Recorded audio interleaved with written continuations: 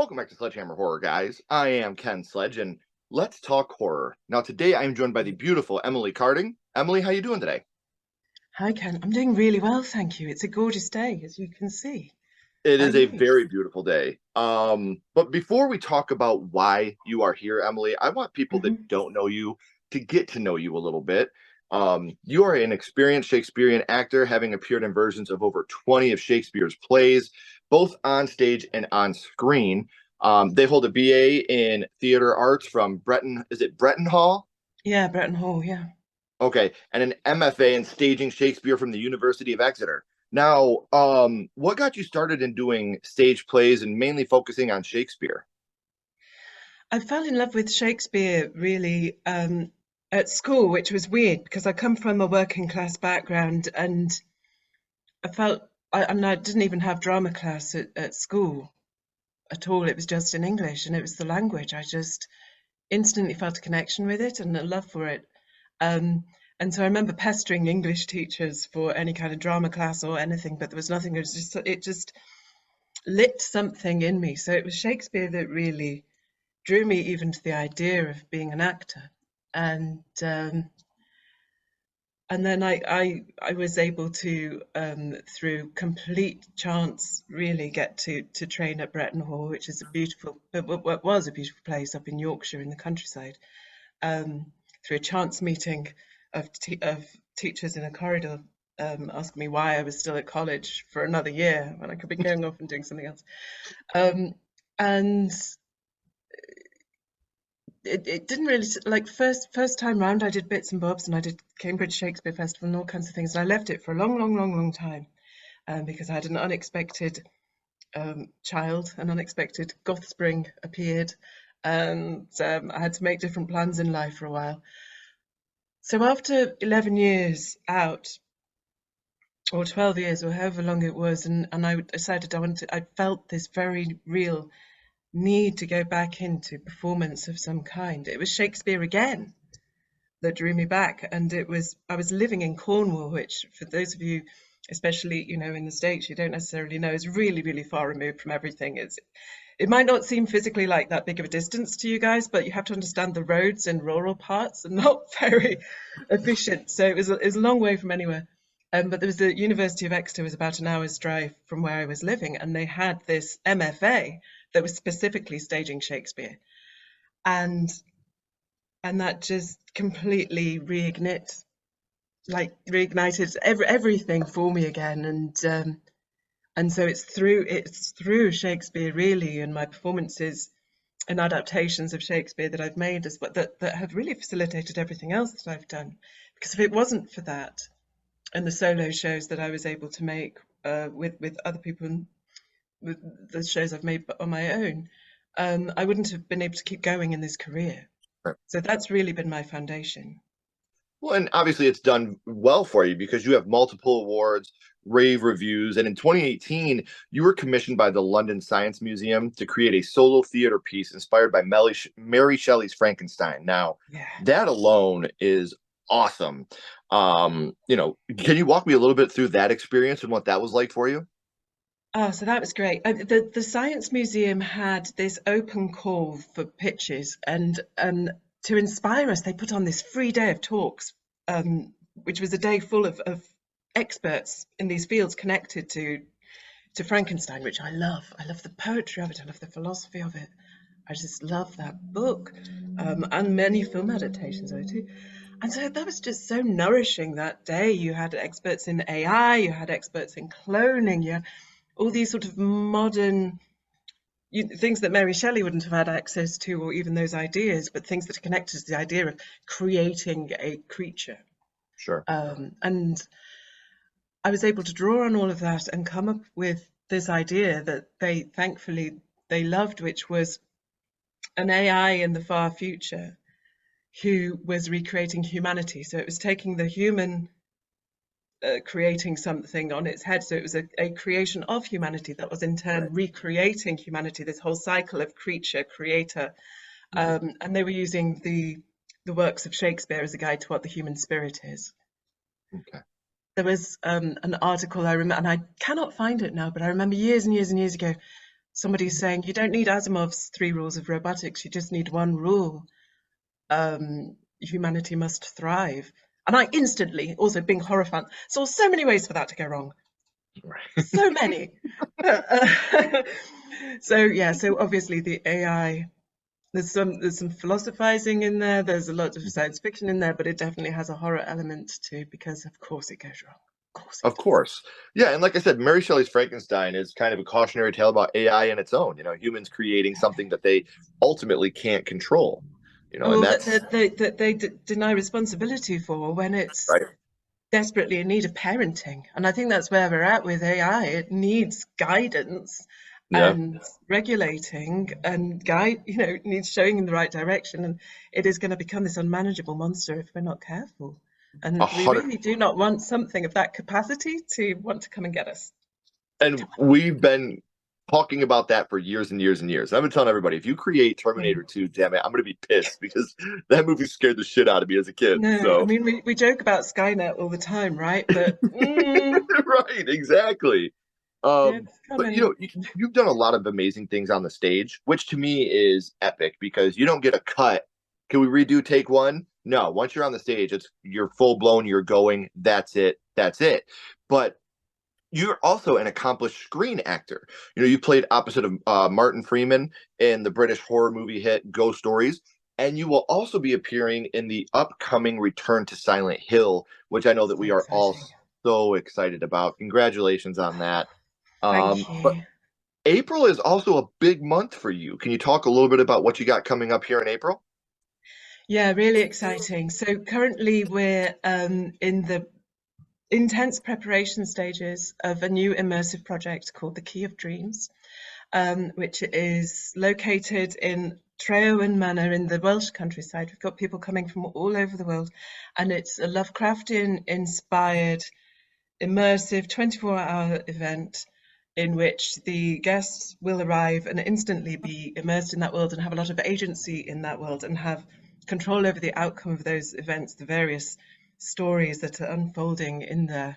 And the amount of work that's going into it is extraordinary. The genius brains behind it are amazing, and I'm honoured to be a part of it. It's a follow-on from work that we've been doing with an event called the Locksmith's Dream, which has been a big success, which is delightful, and I'm really looking forward to diving in now finally into that world.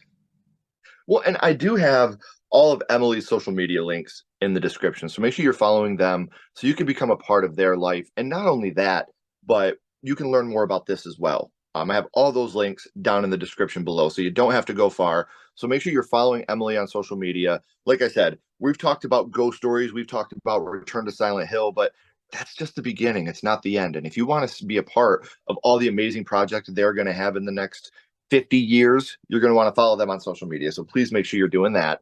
Now, Return to Silent Hill is something that, horror fans are super excited about. But in order for you to be a part of the horror community in that type of capacity, Emily, horror had to start for you somewhere. So now Yeah. I would like to go back to the past and talk about Mhm. what it was that got you started in the horror genre, your first horror movie. And Emily, the first horror movie you watched was American Werewolf in London. I mean, still. full disclosure, I'm Gen X. I was basically left to my own devices, and I watched far too many excellent horror movies, probably far too young. Um, and I don't have a great grasp of linear time in terms of which one. There was a whole plethora of amazing films sort of around that time. I remember I saw Salem's Lot very young. I saw The Shining very young. Poltergeist I saw definitely too young. But the one that's really stayed with me, that I'm pretty sure is one of the very first I saw, was An American Werewolf in London. Iconic. Oh, it still holds up today. Yeah. We just met David Naughton a couple months ago, and I thought Oh, I was going to cry. Like he's such a genuine, sweet person, and really involved with my children. Got down on their level, talked to my kids, and nothing but the absolute most respect for him and this movie. This movie is something very special to me as well. So, do you remember about how old you were the first time that you had seen it? I've been trying to work that out because I'm terrible at remembering how old I was when things happened. And it must have been out on Betamax and VHS around 82 or something like that. So I must have Mhm. been, I don't know, 8. Yeah. I hope And I was a little older than that, but I don't think I was. well, to me, honestly, like this movie has, I mean, I have little zombie Jack with me all Oh the my time. God, that's Like, so awesome. yeah, he's always just right in the background of every video I ever do. And I love that. um, I've always said, and for repeat viewers, I'm sorry you have to hear this again. This is in no way rooted in fact. This is just a sledgehammer opinion. I feel like when children watch horror at a very young age and they get education to go along with it, it makes them more grounded in reality. It makes them Mm, understand the differences between fantasy and reality, fact and fiction.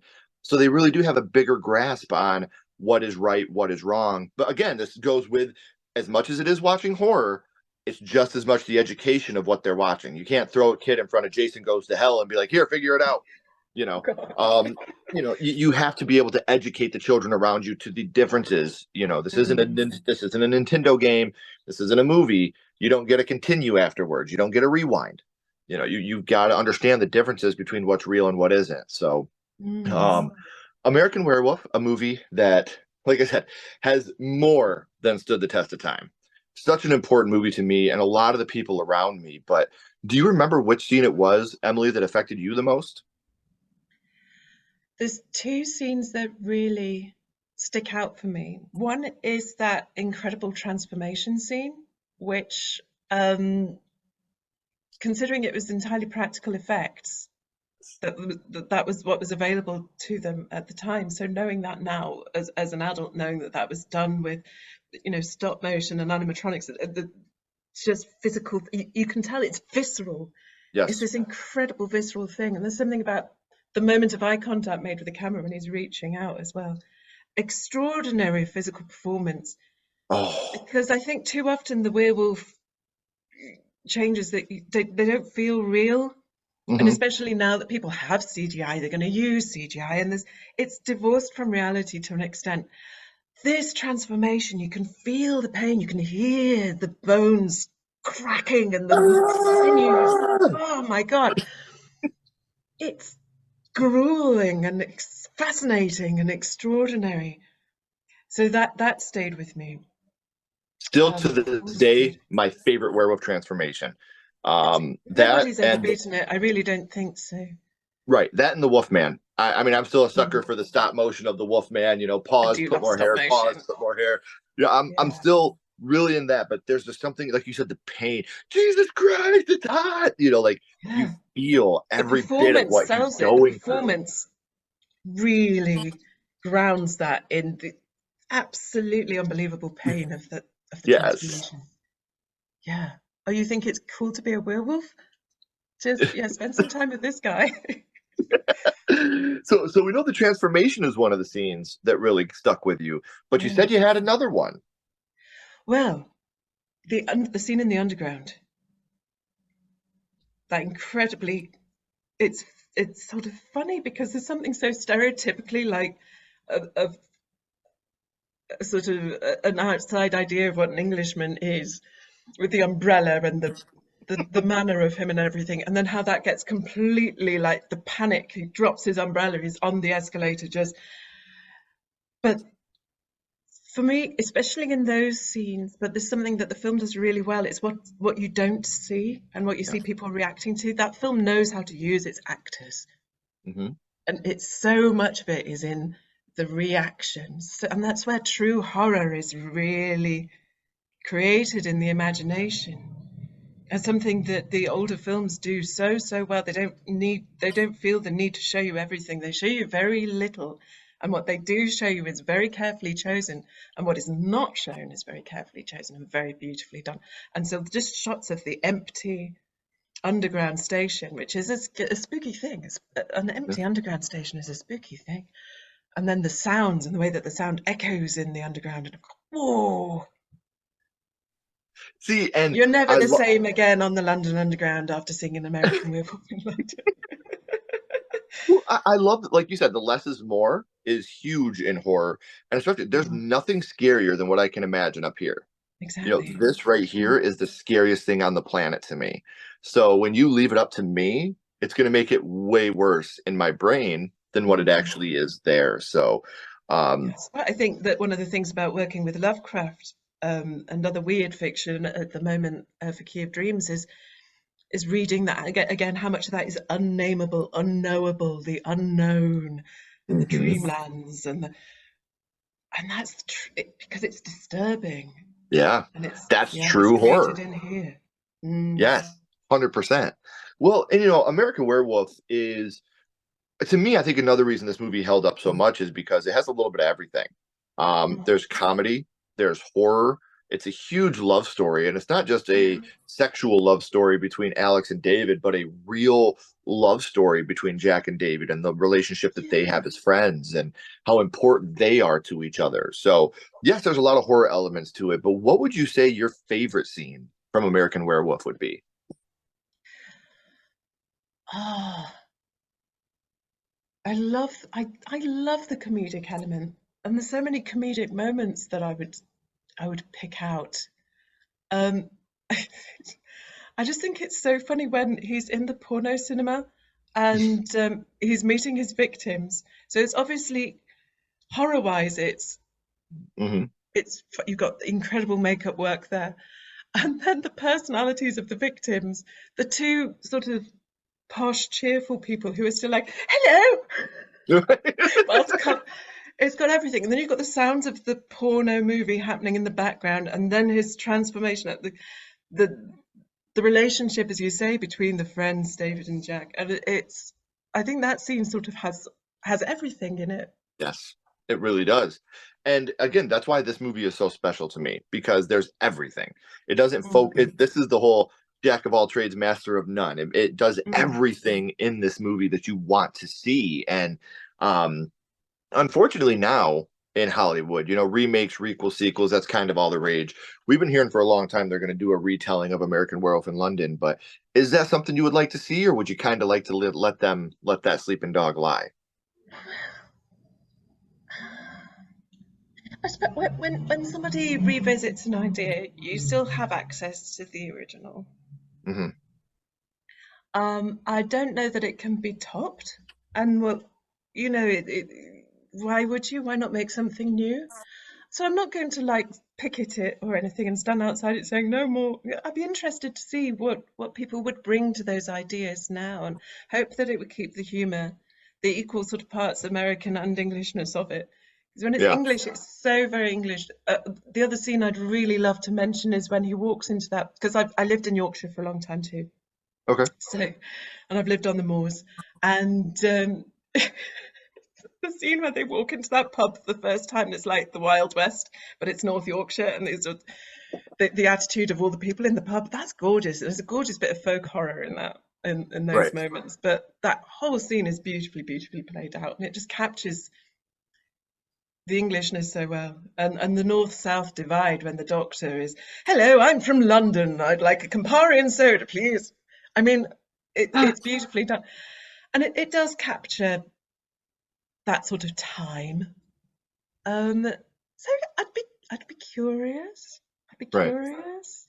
I'd be I don't know. You've got to give people a chance, haven't you? I do think people should be making new things, but Yeah. Well, because they, there's they so did many try the ideas and so many sequel. stories that are untold still. But Right. Well, they did try the sequel treatment with American Werewolf in Paris, which I don't think, I mean, it was fine, but the CGI really took me out of that one. So I yeah, could, that would be if, the thing. If they went back to that, one of the things that makes that movie what it is the fantastic practical effects. yes. Um, Having worked with Andy Nyman on Ghost Stories, he was very keen that as much of that was practical effects as possible because he understood. And one of his big inspirations was also an American Werewolf in London. I think really good directors of horror understand how grounding it in reality makes it so much more effective. So that would be my hope for it if they revisited Yes. it. Same. Mm. So Emily, we've talked about your first horror movie being American Werewolf in London and what that movie means to you. But here for a second, I do want to throw a little bit of a curveball at you. My Okay. little buddy Ghostface is here, and he has a question for you. What's your favorite scary movie, Emily? What is your favorite horror movie of all time? Okay, so I would probably normally go to an American Werewolf in London as my favorite. I've got a lot of favorites. I think what I'd really have to do is go right back to the Roger Corman, Edgar Allan Poe adaptations. and say maybe Pit in the Pendulum or something like that, something really, really old school. And But in terms of more modern things, I really, is this bit out that I really enjoyed Cabin in the Woods? Like, I know, is that a bit crazy? I thought it was bonkers. I've said numerous times on this podcast, I think Cabin in the Woods is one of the best movies to come out in the last 25 years. Oh, good. Um, I'm glad that you agree with me because it's got so many ideas in it. It takes all of those horror tropes and then does crazy stuff with them. And then towards the end, when you have all of these fantasy and horror creatures coming out of the yeah. elevators at once. Somebody gets skewered by a unicorn, and then ultimately the whole world just gets Yeah, Monty Python style. Just love that. I love how I I think it was adore. a really bold film, and yeah, so that's right up there with my favorites. It's just one of those movies that is just it could logically tell you how every single horror movie has ever happened. You know, Mm. what did you choose? You choose your own fate. And it's funny because I think that as great as that movie is, that's how shitty the title is. And I know it's on purpose. I know they did that on purpose. Um, my wife and I I mean, walked into that what would movie. you call it, Yeah, John? exactly. Like there's nothing, and I think that's perfect. Like as Yeah. much as I hate the title, um, we walked into that because we went to the cinema and there was nothing else to watch. So we're like, whatever, we'll go watch this movie. And we Mm. walked out of it like, whoa, that was amazing. Like it's It's funny. especially amazing if you don't know what's coming. If you're Yes, like, we went wait, into it completely blind. We saw a what's cabin in the happening? woods. Yeah. Yeah. What is happening? It's a bit like almost a bit like From Dusk Till Dawn Hmm. uh, moment, which I remember seeing with friends of mine as a student, and them refusing to tell me what the twist was. So I genuinely sat down watching a video of From Dusk Till Dawn, thinking it was a road movie. Until Right. suddenly there were vampires halfway through. I was like, "What am I watching?" Right. And that's what I love about the cabin in Yeah. the woods. Like you think it's just a cliche, kids go to a cabin in the woods and shit goes down. And it is anything but a cliche horror movie. And it's so funny. Like the comedy in this Yeah, movie I is love comedy so, in horror. Yeah. and it's perfect. The amount of comedy they have in that movie is so good. Sitterton and Hadley down in the bunker are comedic Mm. gold throughout the whole movie. Like I just adore them so much. So um Yes. Emily, I do want to thank you again for coming on. Like I said, Oh, it means thank a you lot for to have having you me. here. Yeah, absolutely. But before I let you go, we always bounce Mhm. back to the same question. We're going to go back to, I think I know the answer, but I got to ask.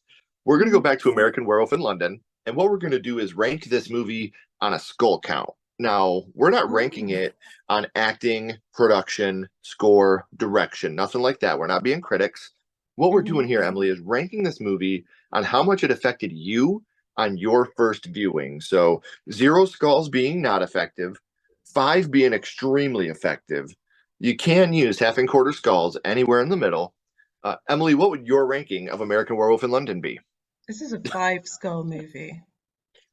I, 100%.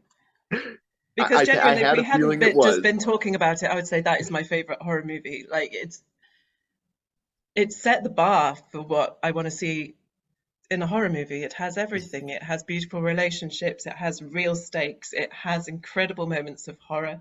It gets into your head. It's um, beautiful performances, great, great music too.